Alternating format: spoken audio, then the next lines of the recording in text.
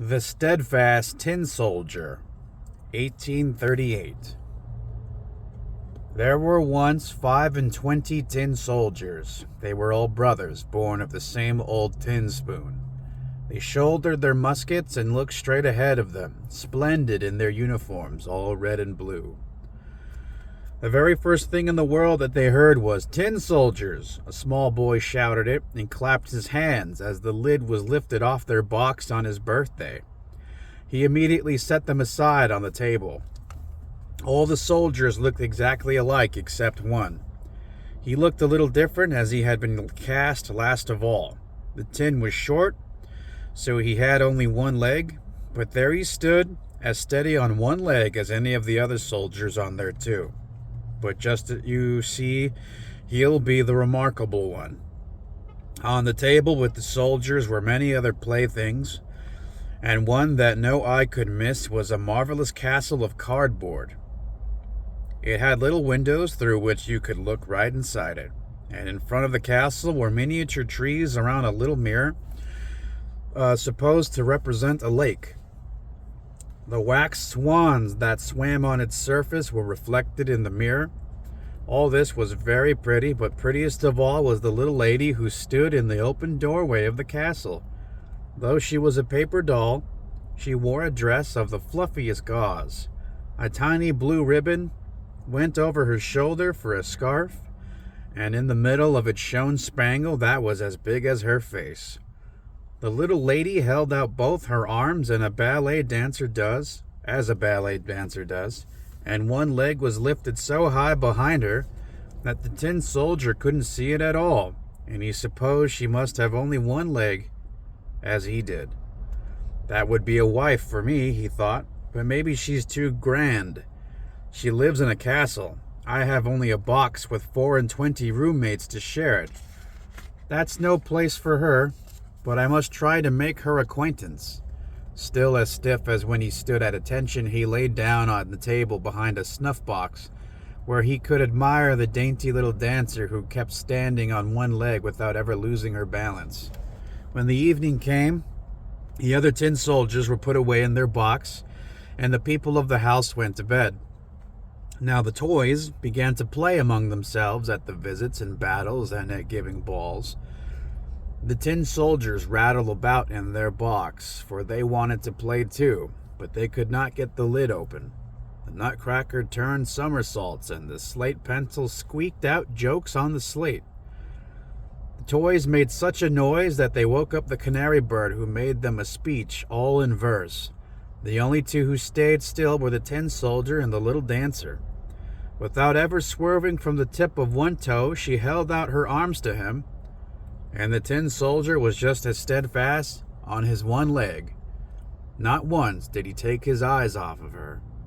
Then the clock struck 12, and clack, up popped the lid of the snuff box. But there was no snuff in it. No. Out bounced a little black bogey, a jack-in-a-box. "Tin soldier," he said, "will you please keep your eyes to yourself?" The tin soldier pretended not to hear. The bogey said, "Just you wait till tomorrow." But when morning came and the children got up, the soldier was set on the window ledge, and whether the bogey did it or there was a gust of wind, all of a sudden the window flew open and the soldier pitched out headlong from the 3rd floor. He fell at breathtaking speed and landed cap first, with his bayonet buried between the paving stones and his one leg stuck straight in the air. The housemaid and the little boy ran down to look for him, and though they nearly stepped on the tin soldier, they walked right past without seeing him. If the soldier had called, "Here I am," they would surely have found him. But he thought it contemptible to raise an uproar while he was wearing his uniform. Soon it began to rain. The drops fell faster and faster until they came down by the bucketful. As soon as the rain let up, along came 2 young rapscallions. "Hi, look," one of them said. "There's a tin soldier. Let's send him sailing." They made a boat out of newspaper, put the tin soldier in the middle of it, and away he went down the gutter with the 2 young rapscallions running behind him and clapping their hands. "High heavens! how the waves splashed and how fast the water ran down the gutter. Don't forget that it had just been raining by the bucketful. The paper boat pitched and tossed, and sometimes it whirled about so rapidly that it made the soldier's head spin. But he stood as steady as ever, never once flinching. He kept his eyes front and carried his gun shoulder high. Suddenly the boat rushed under a long plank where the gutter was boarded over. It was as dark as the soldier's own box. "Where can I be going?" the soldier wondered. "This must be that black bogey's revenge. Ah, if only I had the little lady with me. It could be twice as dark here for all that I would care." Out popped a great water rat who lived under the gutter plank. "Have you a passport?" said the rat. "Hand it over." The soldier kept quiet and held his musket tighter. On rushed the boat, and the rat came right after it, gnashing his teeth as he called to the sticks and straws. "Halt him! Stop him! He didn't pay his toll. He hasn't shown his passport." But the current ran stronger and stronger. The soldier could see daylight ahead where the board ended, but he also heard a roar that would frighten the bravest of us. Hold on. Right at the end of that gutter plank, the water poured into the great canal. It was as dangerous to him as a waterfall would be to us. He was so near it he could not possibly stop. The boat plunged into the whirlpool. The poor tin soldier stood as staunch as he could, and no one could say that he so much as blinked an eye. Thrice and again the boat spun around. It filled to the top and was bound to sink.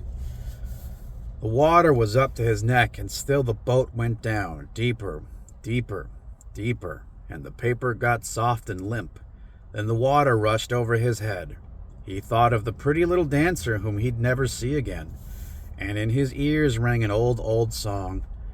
"Farewell, farewell, O warrior brave, nobody can from death thee save." And now the paper boat broke beneath him, and the soldier sank right through. And just at that moment he was swallowed by a most enormous fish. My, how dark it was inside that fish! It was darker than under the gutter plank, and it was so cramped, but the tin soldier still was staunch. He lay there full length, soldier fashion, with musket to shoulder. Then the fish flopped and floundered in a most unaccountable way. Finally it was perfectly still, and after a while something struck through him like a flash of lightning. The tin soldier saw daylight again, and he was heard a voice say, "The tin soldier!" The fish had been caught, carried to market, bought, and brought to a kitchen where the cook cut him open with her big knife. She picked the soldier up bodily between her 2 fingers and carried him off upstairs. Everyone wanted to see this remarkable traveler who had traveled about in a fish's stomach, but the tin soldier took no pride in it. They put him on the table, and lo and behold, what curious things can happen in this world. There he was, back in the same room as before. He saw the same children, the same toys were on the table, and there was the same fine castle with pretty little dancer. She still balanced on one leg with the other raised high. She too was steadfast. That touched the soldier so deeply that he would have cried tin tears, only soldiers never cry. He looked at her, and she looked at him, and never a word was said. Just as things were going so nicely for them, one of the little boys snatched up the tin soldier and threw him into the stove. He did it for no reason at all. That black bogey in the snuff box must have put him up to it. The tin soldier stood there dressed in flames. He felt a terrible heat, but whether it came from the flames or from his love, he didn't know. He'd lost his splendid colors, maybe from his hard journey, maybe from grief. Nobody can say. He looked at the little lady, and she looked at him, and he felt himself melting. But still he stood steadfast, with his musket held trim on his shoulder. Then the door blew open. A puff of wind struck the dancer. She flew like a self straight into the fire with the soldier, blazed up in a flash, and was gone. The tin soldier melted, all in a lump. The next day, when his servant took up the ashes, she found him in the shape of a little tin heart, but of the pretty dancer nothing was left. except her spangle, and it was burned as black as a coal.